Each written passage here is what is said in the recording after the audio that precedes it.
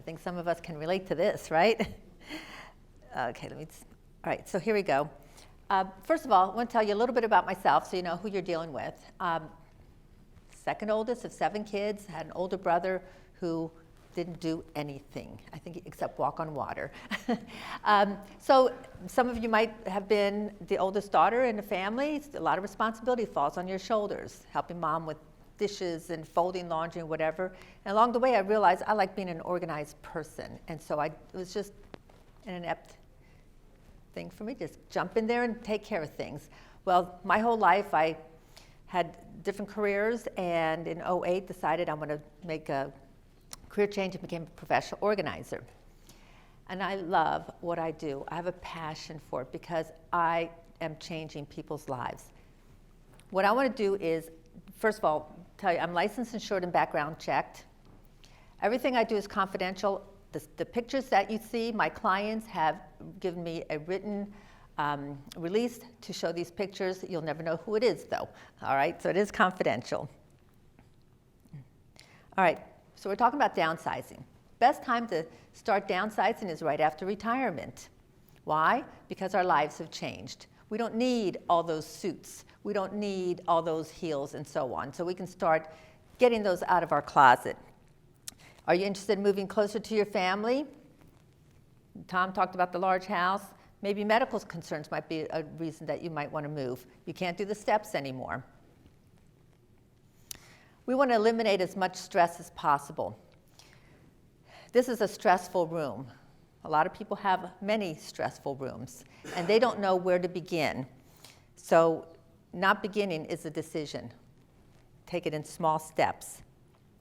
First thing I suggest is have a to-do list. Get yourself a journal or a notebook, and it's dedicated to just your to-do lists. Start writing things down, like you need to paint the back bedroom, you need to get that leaky faucet fixed or whatever, because if you're going to have somebody like Tom, a real estate agent, come in, those are things he's going to say need to get done anyway, so might as well start working on those things.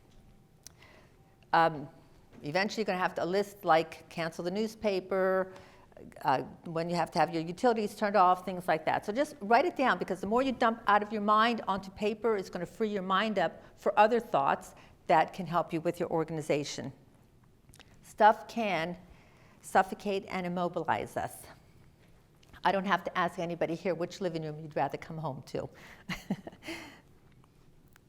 Ladders. Tom was talking about getting somebody to do yard work and whatever. The ladder in here is a detriment to somebody's safety, just getting the ladder, let alone getting on the ladder. As we get older, our bones become more fragile. We're not as careful as we used to be. Maybe we get distracted easier. So eliminate any uses for a ladder. Get those things out of your attic. Get somebody to do it for you. Because, first of all, if you have it up in your attic, you probably have too much stuff. My opinion. Kitchen clutter. I know that I used to cook for up to 24 people every Thanksgiving and Christmas. Full course, sit-down dinner. I don't do that anymore. Now my girls take that on. So when I moved here 7 years ago, I gave away all my baking pans and dishes and all my entertaining pieces, because I decided I'm not going to do that. I don't have the big house anymore. I've downsized myself. So just remember, if you don't have room for it in your kitchen now, you're not going to have room for it in your kitchen when you downsize. Tablecloths. How many of us have linen tablecloths that are stained or frayed? We're not going to use them, but we still have them. But if you knew of a good place that you could donate them to, it might be easier to let go of them. Storage units, backyards, sheds. Let me tell you again, if you don't have room for it in your house now, you're not going to have room for it in your smaller home. So this is probably the best places to start with your downsizing, because those things have been removed from your house to begin with, and you're not as attached to them. I'll tell you a story. I had a woman who had 4 storage units. 2 were 20 by 20s and then 2 smaller ones. She renovated her home, and so she put a lot of stuff in there. The problem is, after it was renovated, she went out and bought all new things. After 2 years, she found my card. She called me up and she says, Maria, I need your help. I realize I spent over $7,000 on my storage units in the last 2 years. Okay? And she didn't want any of that stuff anyway. Exercise equipment, books, movies. Let me tell you, first of all, I don't know too many people who use exercise equipment at home. It's usually holding your clothes, piled up on it, right? Get rid of it, donate it, go join a gym. If you have Health First, guess what? You have free, and you're 65, you have free gym membership. You have awesome aerobic classes, places where you can socialize with other people, and it's more of a motivational factor than doing it by yourself in your bedroom. Books, CDs, movies, you can rent them from the library for free. If you said, well, these are all books I bought and I have plans to read them, make a list in that journal of all those books, donate the books, and when you're ready to read that book, go check it out at the library. They'll hold it for you. Plus, you can get a lot of books on audio, in the audio version too, so while you're driving, you can listen to them there. But a lot of people are very attached to their books, and I understand that. Paperwork. How many people here have a problem with paperwork? It's a problem for everybody. As you can see here, bags and bags of problems.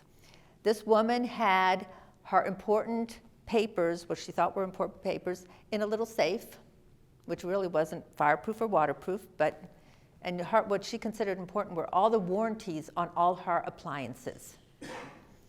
We found her Social Security card, her passport, all her important papers were in these bags.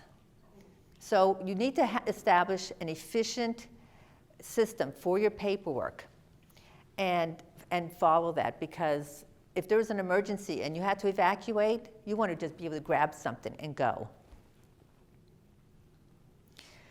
All right, children's artwork and memorabilia. Let me tell you, we all have a soft spot in our heart for those pictures our grandchildren, our children made for us. I see a man shaking his head. Oh, but you do have a soft spot for the tools in your garage, I know that.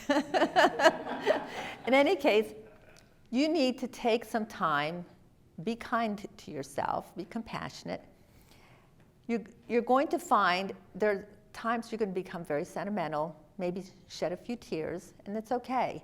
But give yourself, say, half a day, and then you're going to move on. Tomorrow's going to be another room. In this picture here, this was a woman's closet underneath a staircase, which Florida has a lot of these kind of closets. All her pictures were in the very back of this closet. She said every time they had to evacuate for a hurricane, she hauled out container after container after container of pictures. A lot of stuff wasn't even in containers.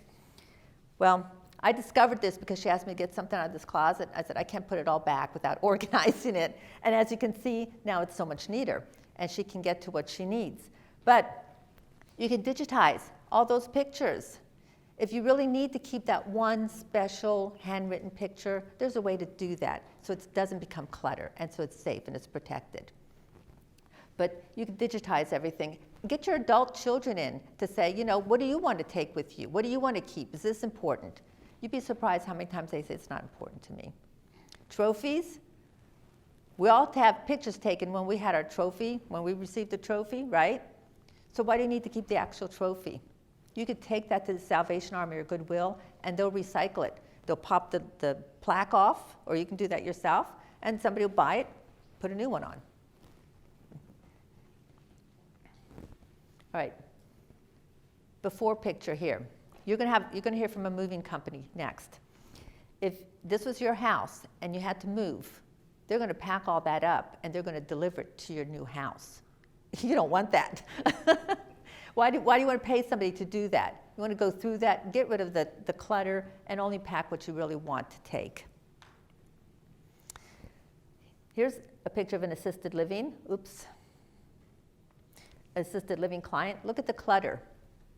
Because you know what? She took too much stuff with her. Now she has a lot of trip and fall hazards. It's not safe, and she's not happy because she can't enjoy the things that she took with her.